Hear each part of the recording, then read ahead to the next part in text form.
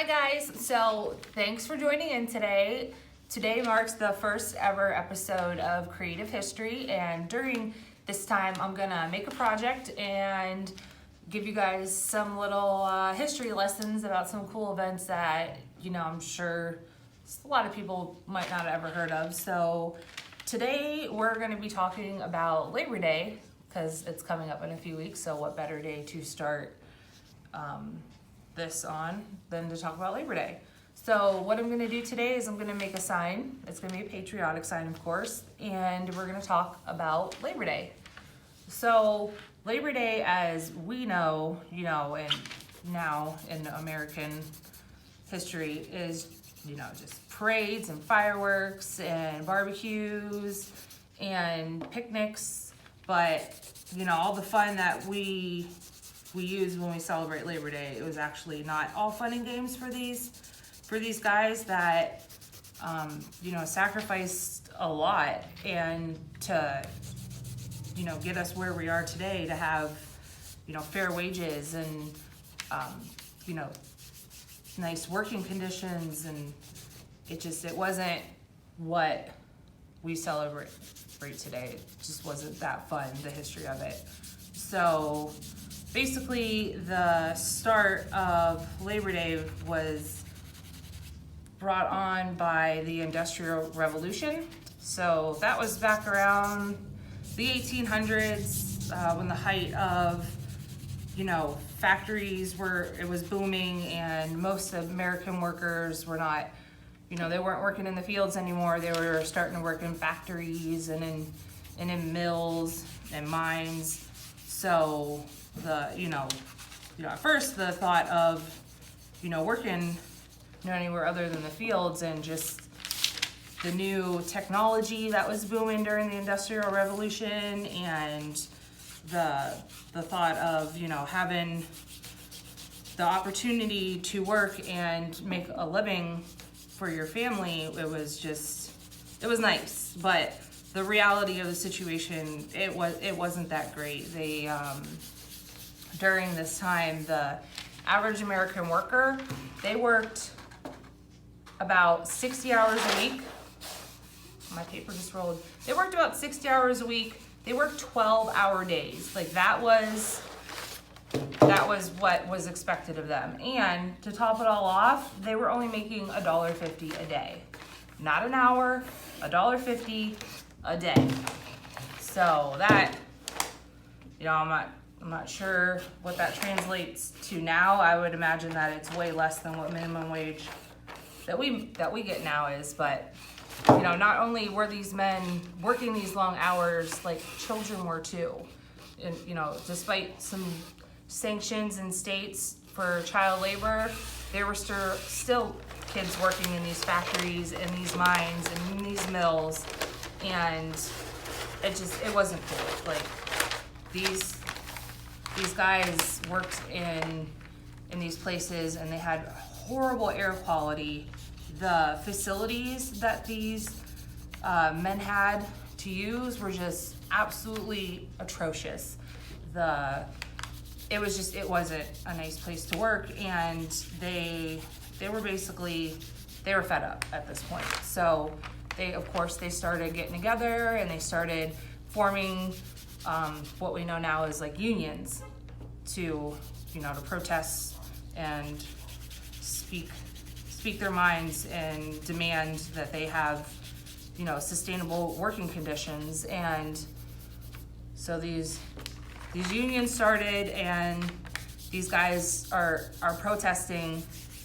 Now the Knights of Labor was formed. That's one of the bigger unions back then, and these guys grew in a matter of 2 years. From 1884 to 1886, it grew from 70,000 people in this union across the nation to 700,000. So, at this point, these guys are gaining support. These workers are rallying together to demand their rights for fair wages and fair working conditions. So, they started protesting. So the factories, the owners, the employers, of these guys would counteract their protests with,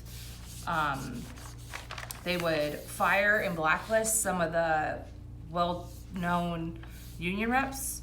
They would hire what they call strike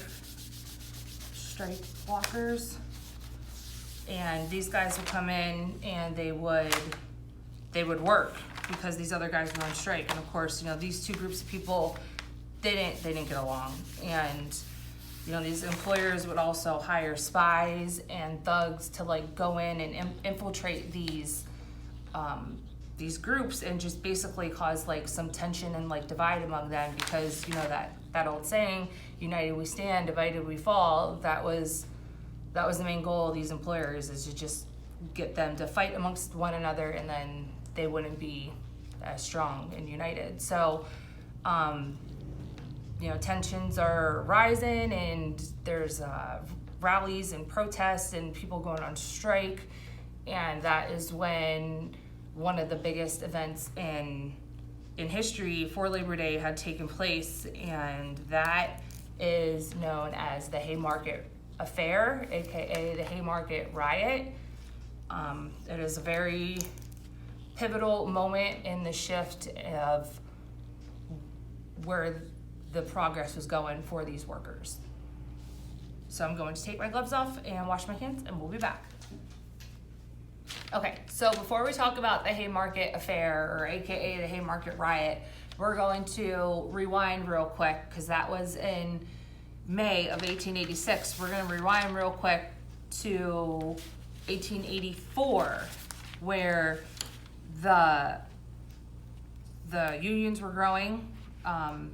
They had the Knights of Labor were growing as well, and mostly in part to this German newspaper. An editor for that newspaper, it's in German. I'm not even going to attempt to pronounce this name of this newspaper, but basically it translated into the Workers' Times. And the editor for this newspaper, his name is August Spies. So we're going to keep that name in the back of our head, because he's a name to remember. So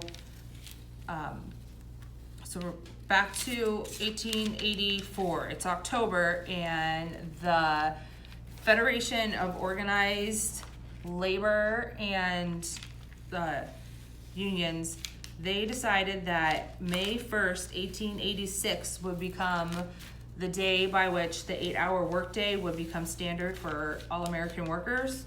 So we're talking 2 years. They met in October 1884 and decided that May 1st, 1886 would be the date in which the 8-hour workday would become standard. So that's 2 years that these guys gotta wait, and they still have to work their 12-hour days and, deal with these working conditions, and, tensions are still rising, and they don't wanna wait, so these guys are getting ready. As May 1st, 1886 closely approaches, these guys they're holding more rallies, and they're organizing protests to get ready.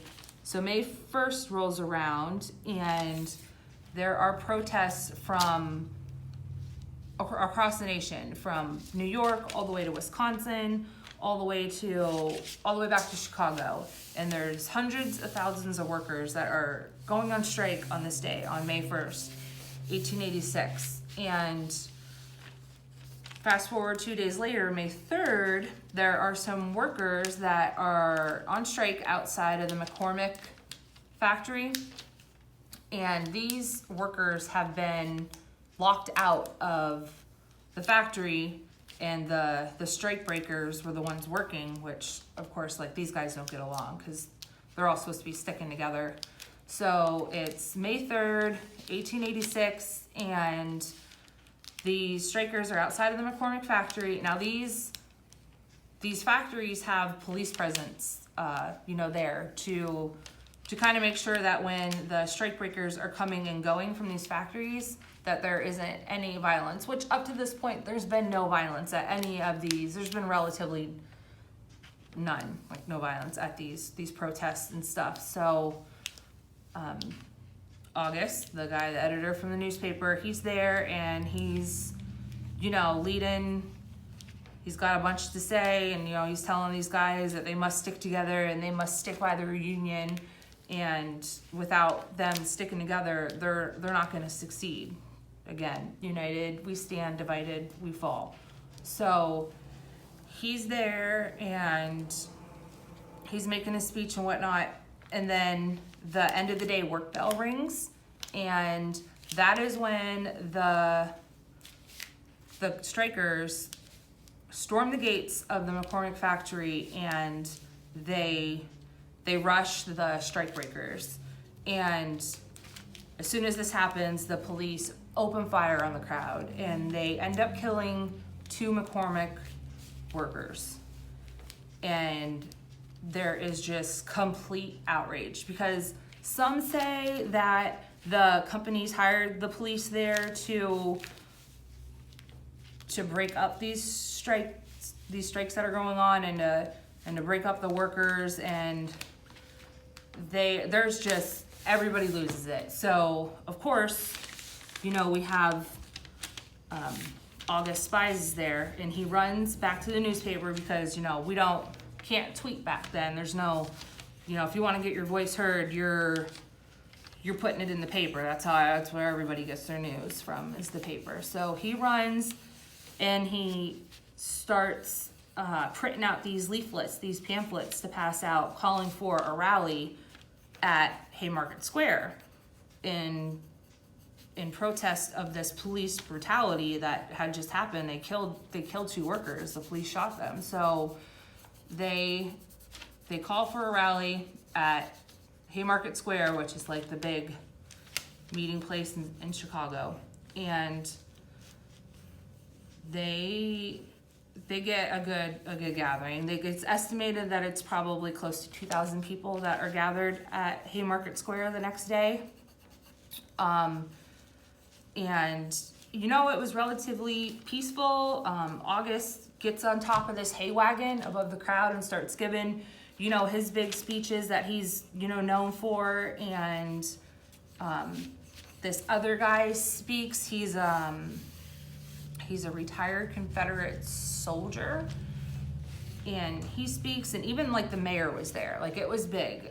There was a lot of people there that were upset about what was going on. So it's about probably like 10 o'clock. It's wrapping up.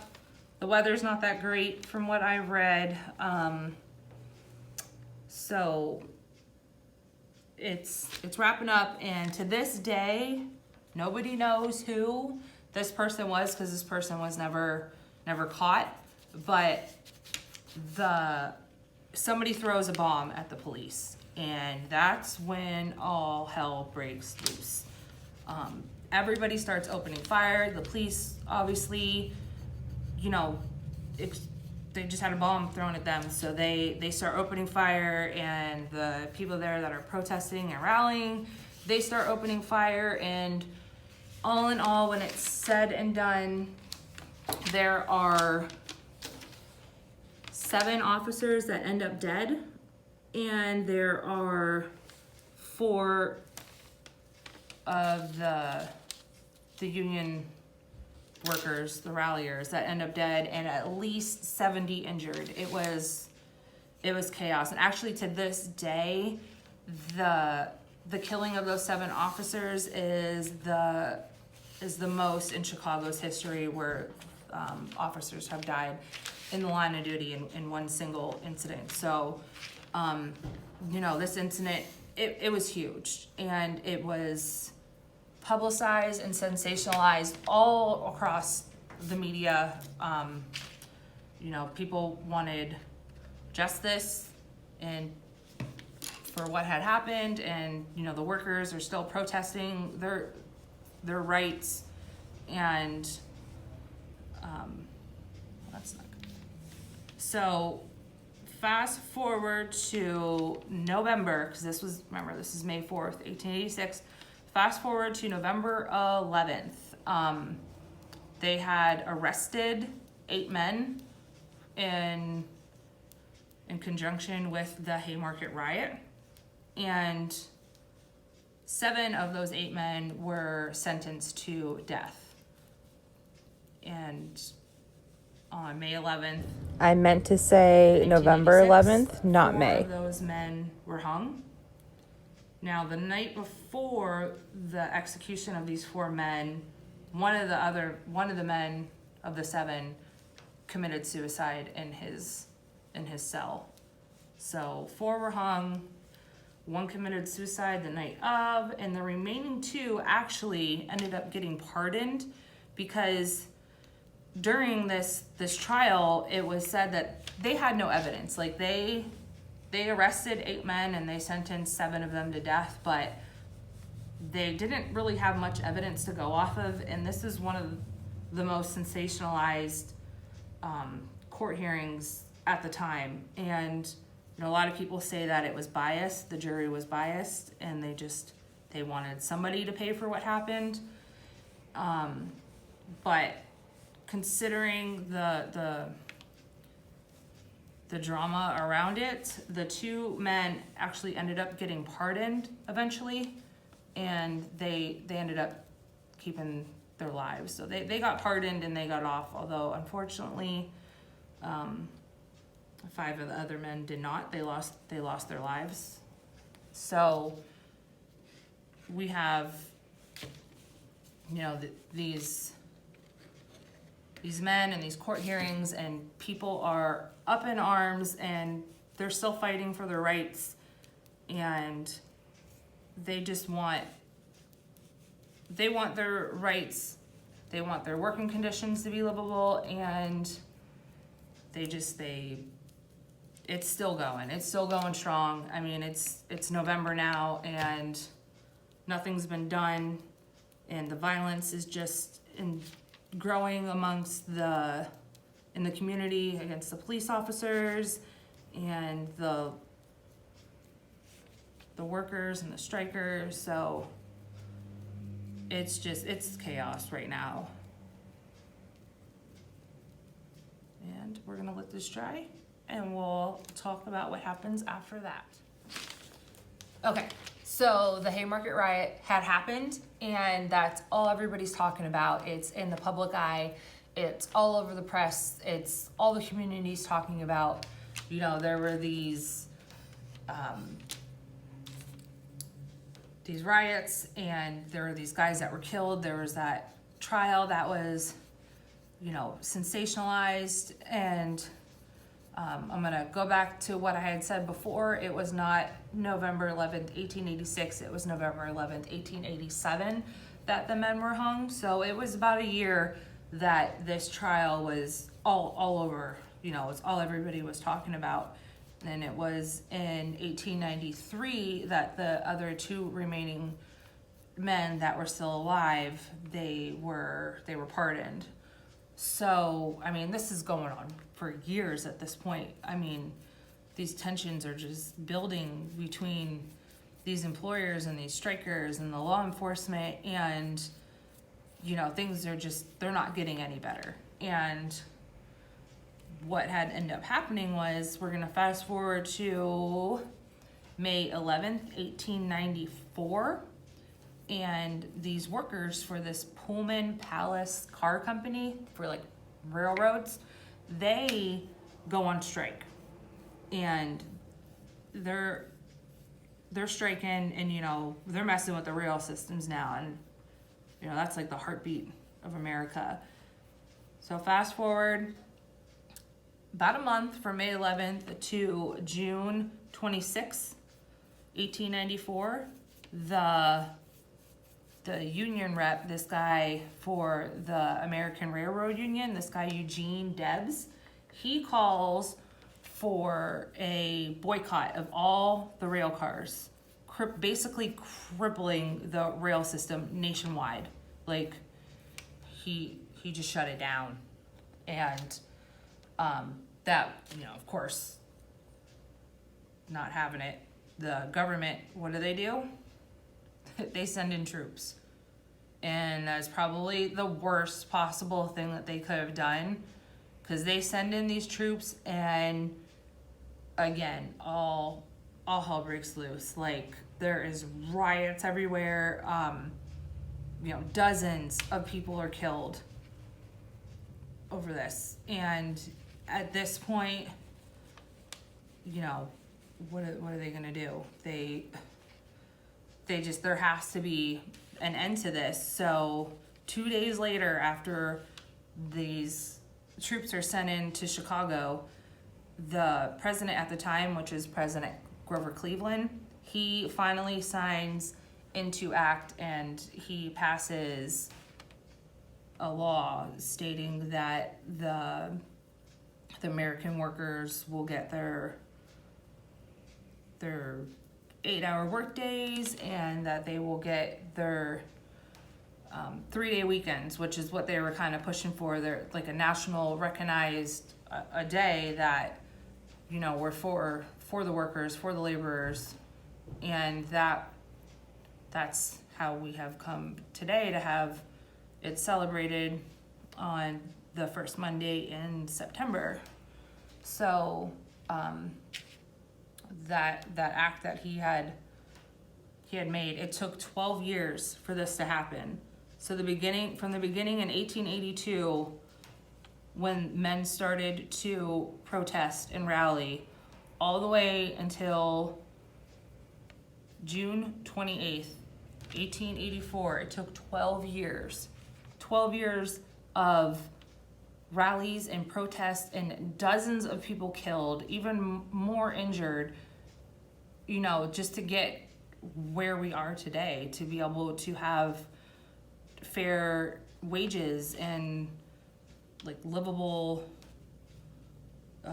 wages and proper working conditions, because they didn't have that then. It took 12 years and people sacrificing their lives and their livelihood to bring us where we are today.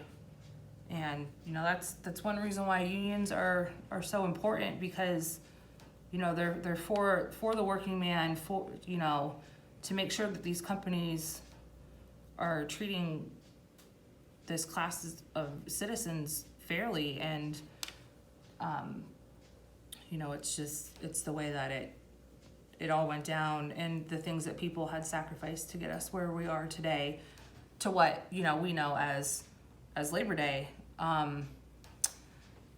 In June, that's when it all happened. And it wasn't until let's see if I have my notes in front of me. It wasn't until a few years later in 1968 that some of the other holidays were brought into light, that we, other holidays like Martin Luther King Jr.'s birthday and Washington's birthday and Memorial Day, that they were made into a national holiday and recognized on a Monday, giving laborers their 3-day work week. So,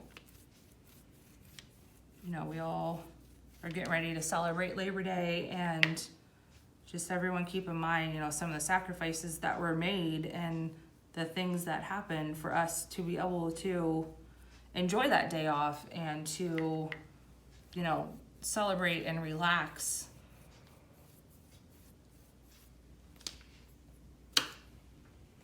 So I'm gonna let this dry and I will show you guys the finished product here soon.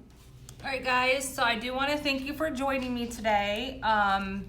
We talked about some stuff that, I don't know if you guys were aware of that happened, for Labor Day. Some of the lives that were lost, some of the sacrifices that were made, to give us this day to enjoy as American workers. And it really, truly is, something great that these men did, and that these workers fought for us to, to have the freedoms that, we all expect as Americans. So this has been fun for me. This is something that I think I'm going to continue to do. We're gonna talk about other events in American history, and I will do some nifty little projects that you guys can, try at home yourselves. I made this stencil with my Cricut.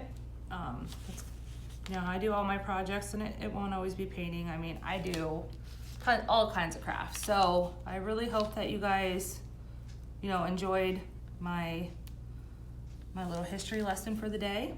And if you guys liked it, go ahead and share this video with, someone that you might find this tidbit of information interesting. I have a couple more of these to pull out. I'm gonna show you guys my finished project. Now I think that this little saying was fitting for today's history lesson. And one more. I think that's all of them. So this is what we got here. Land of the free because of the brave. So I thank you guys for joining. If you guys like this video, go ahead, give it a like, and go ahead and share it. And I hope you guys have a great weekend. Enjoy your 3-day weekend, and have fun. Bye.